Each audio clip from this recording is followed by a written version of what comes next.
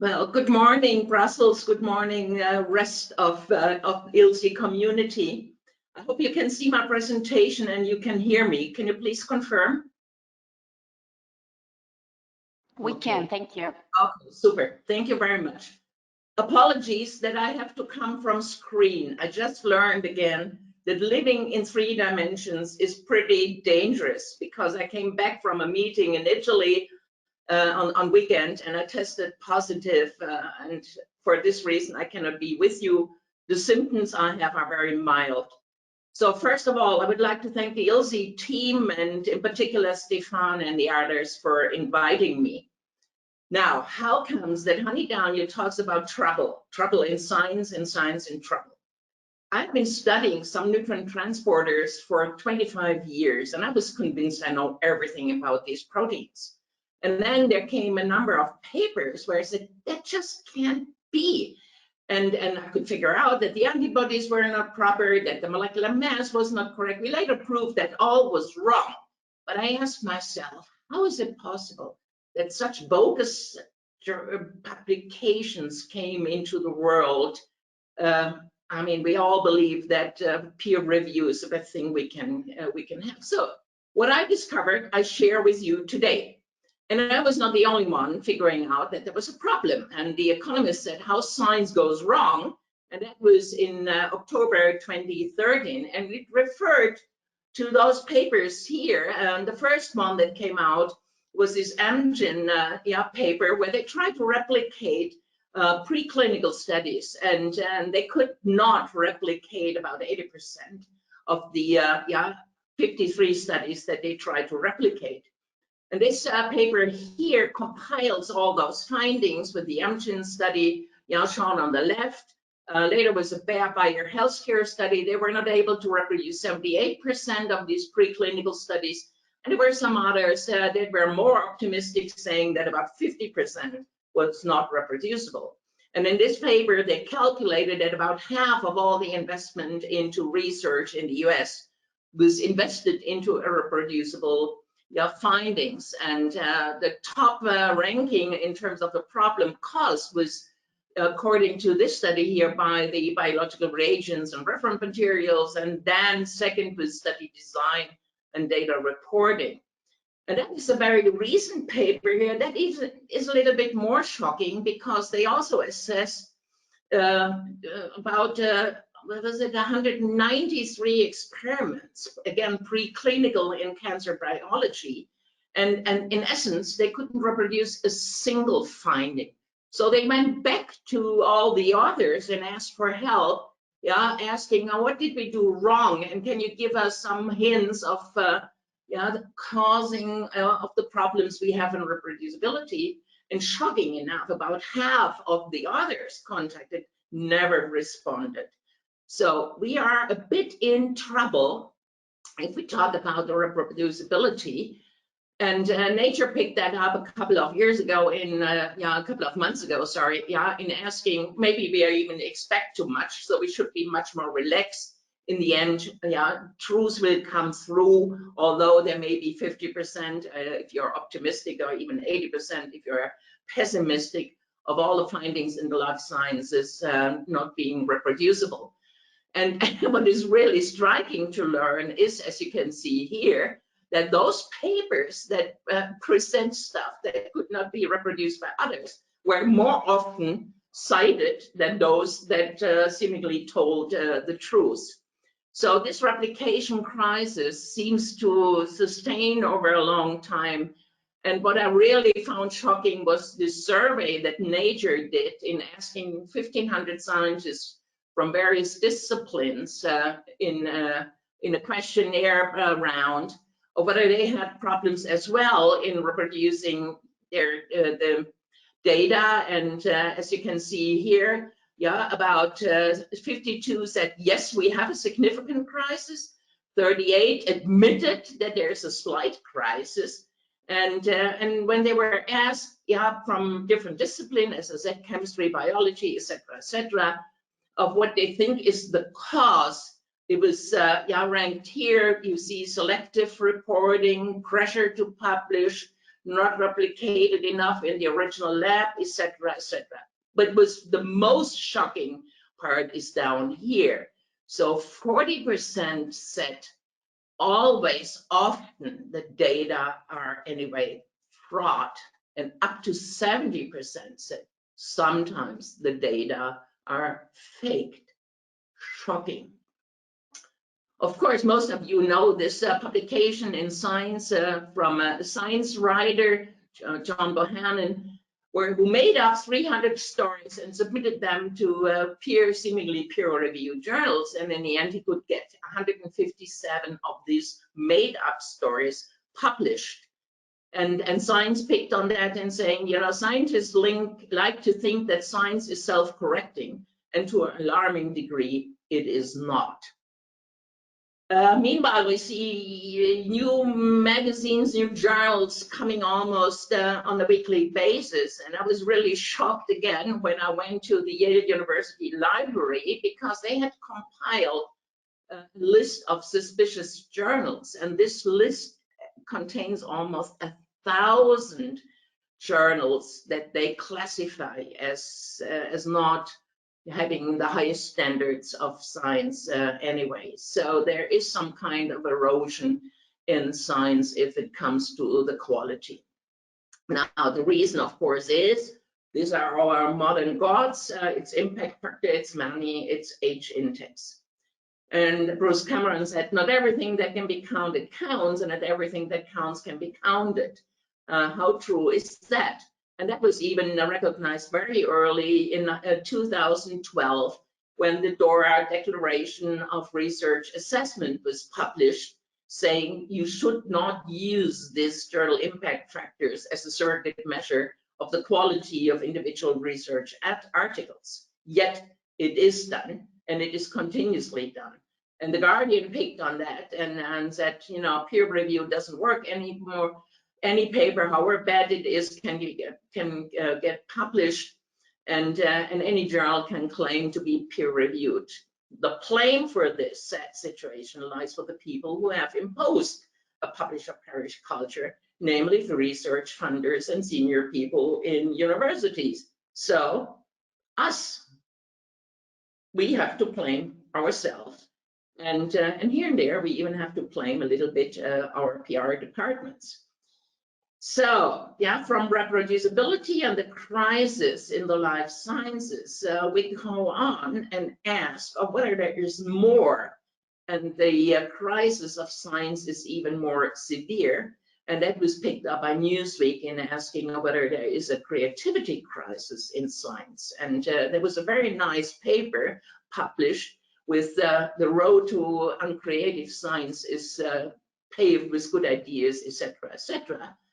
But how does this all work in real life? Because scientific work and creativity require a certain balance between ideation and implementation, and between freedom and constraints.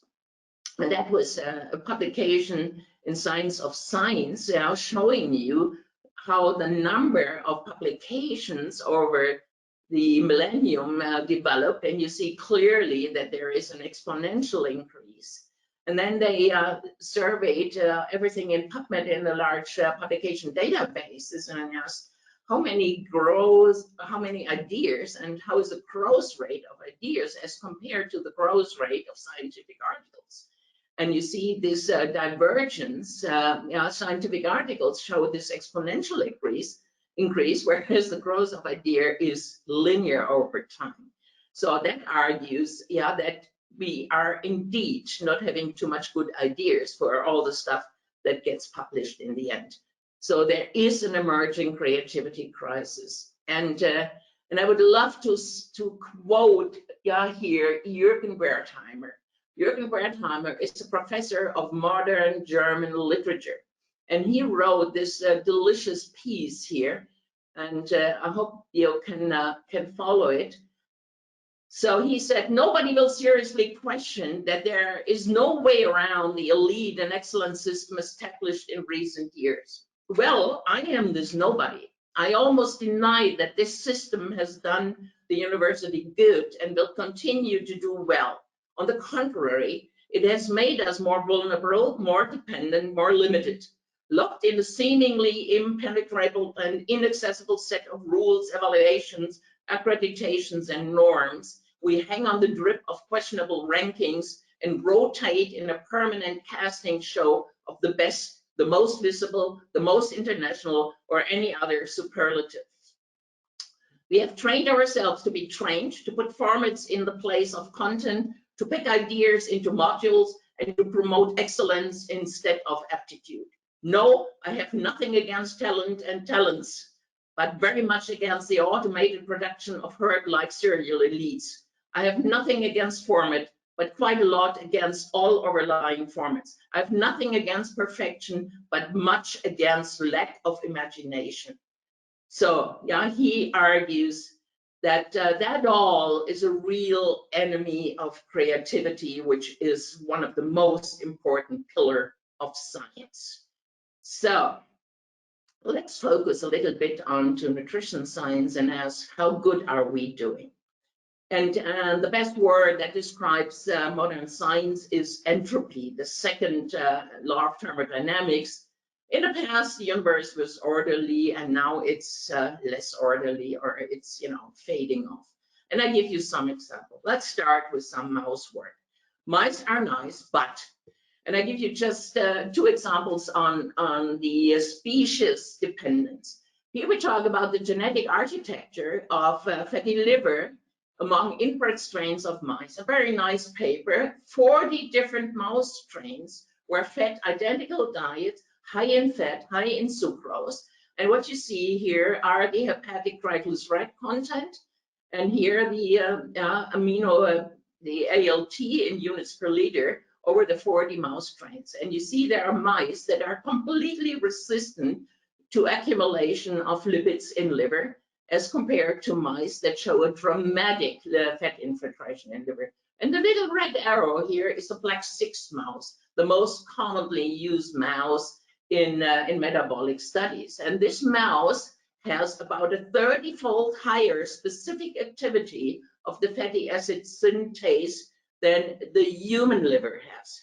So what I'm saying is a mouse strain cannot explain all the phenomena, and it would be good if we would look into more different mouse strains, and if we would tell people whenever we use black 6 mouse, for example, that it has very, very limited quality for transfer into the human condition.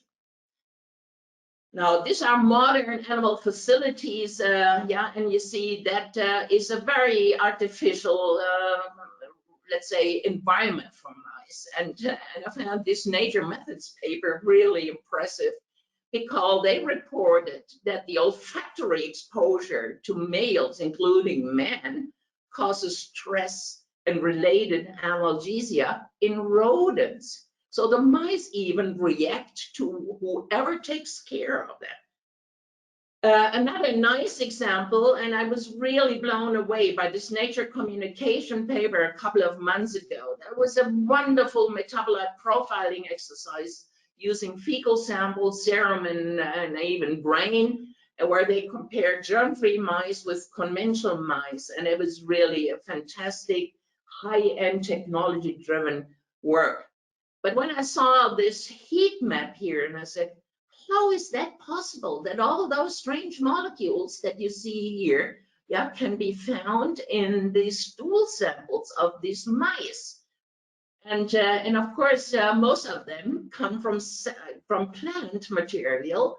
And you would think, that is not possible if you feed the mice in a germ-free facility, a diet, all those compounds from secondary plant metabolism should not be in the fecal samples. But when I checked the ingredients here of the diet, it became obvious. And again, this is a study that is somehow shocking, because they used a chow diet. And this chow diet here contained 10 times more phytoestrogens, like the genistein and dietine, than you would use in a diet where you specifically would assess the effect of these phytoestrogens. So that is a problem that continues to be in the life science, even in this high-ranking journals such as Nature Communication. And Cell Metabolism already in 2008 had done this comparison here, looking for these high-fat stories.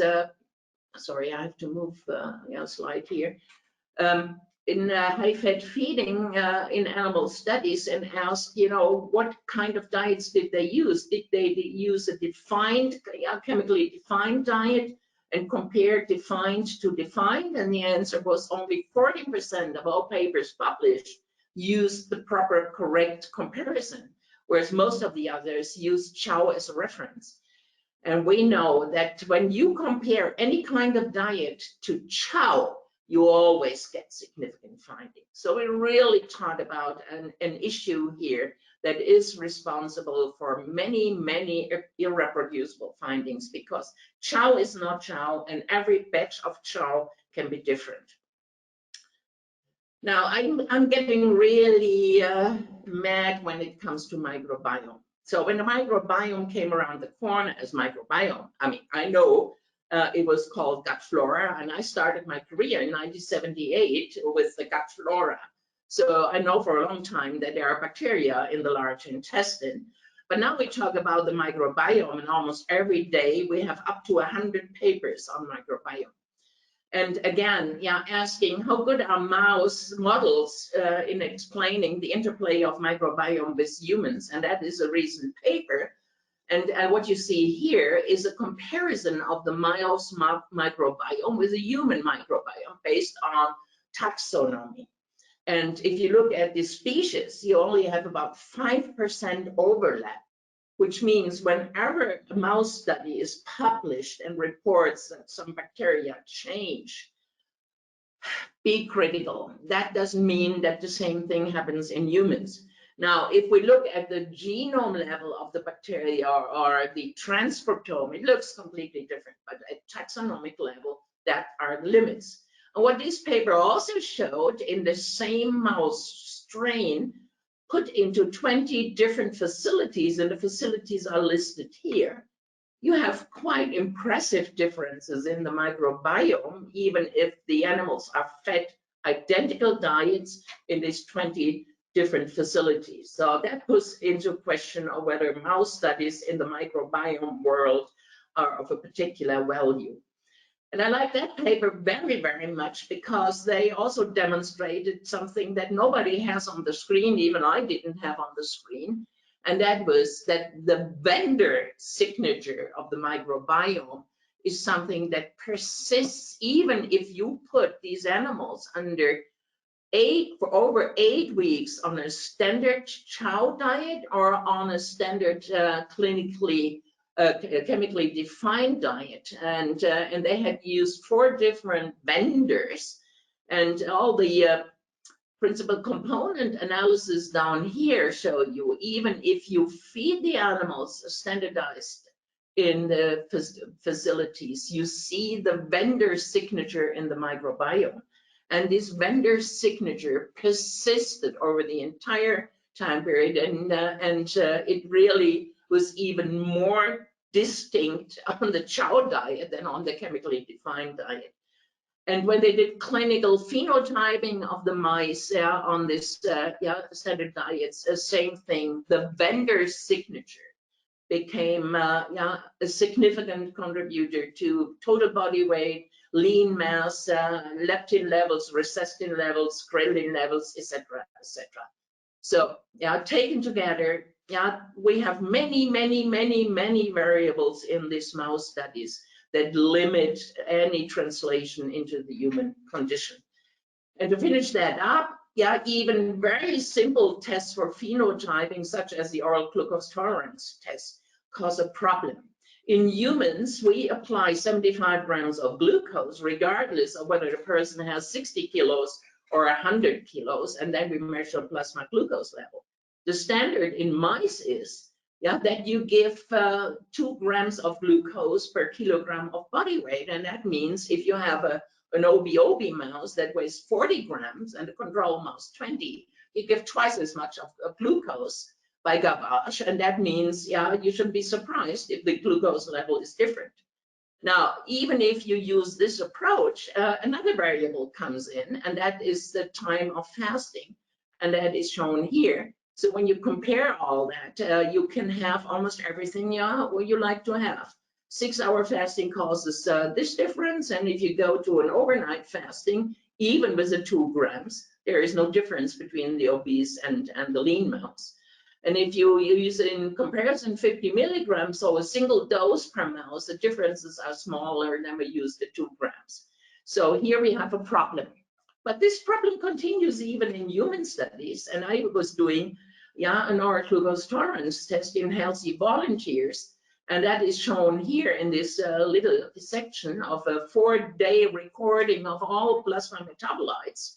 And when we did the oral glucose tolerance test, I found strange molecules, such as furyl glycine. I said, that cannot be.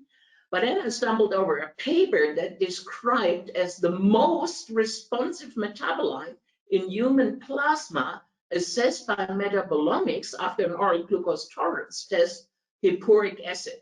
And I said, again, that cannot be. And the answer is, it depends on what commercial OGT solution you use in your study, because some contain some fruit juice to make them nice looking and more tasty, and others contain tons of benzoate as a preservative. And I think we should be aware of that. It's not necessarily affecting the glucose response and the insulin response, but whenever we do other studies such as metabolomics, we are really facing a problem here. Now let's come to human microbiome, and I just show a study that my colleague Dirk published. So they took a stool sample and had 9 laboratories analyzing the same stool sample, and that is what you get. And the answer is, in essence, you can get whatever you want because nothing is standardized here. And of course, almost all, and that means 99% of all published papers on microbiome display that here in terms of the relative abundance of various phyla or various strains. And only this paper here from Belgium, from the Leuven group, shows real counts of bacteria in the same volunteers. And you see a 10-fold difference here. And that 10-fold difference in the number of bacteria is not mirrored in the relative abundance. So we have a real problem here as well with this relative abundance, besides all the problems that analysis brings in. And the last point to that is this wonderful blue poo study conducted by Sarah Berry. It's part of the large PREDICT study. And they did something that 99.9% of all the microbiome studies in humans do not look at, and that is the transit time. And transit time can easily be measured. It is very cheap to do. And what they demonstrated is that the gut transit and the diversity of the microbiome have a very, very, very close link. So that means we have really a problem. Even the simple things are not done. So we need to do better. We need to do better in nutrition science. We need a standardization initiative in the food, diet, and health research area. And that applies to animal studies, to diets, and things even as simple as the OGT. I think we need to better define acute challenges because they are now more often done, as in the PREDICT study, for example. We need to define minimal standard measures and procedures.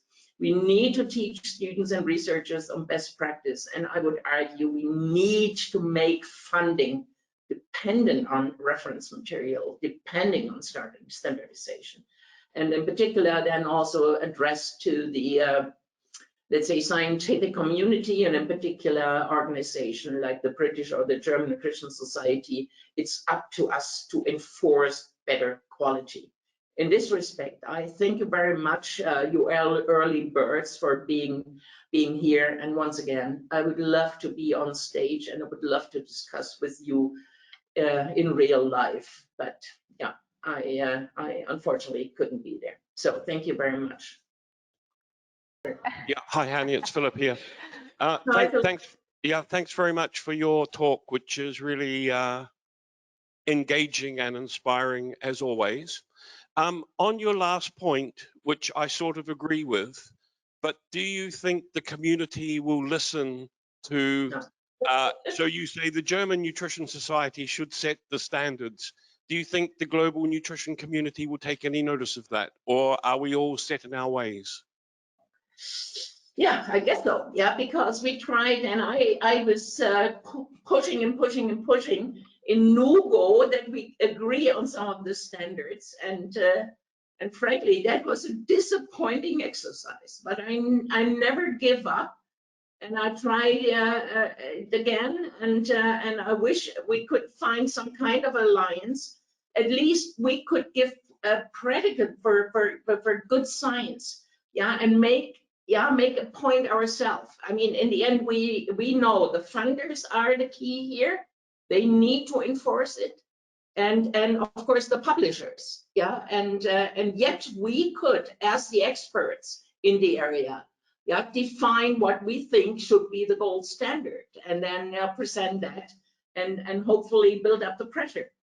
Yeah, thank you. So you, I think you're aware that FENS is trying to do a little something in this space. So hopefully we'll make some progress. And I'm prepared to join in. Yeah, it's really it's my heart that speaks here.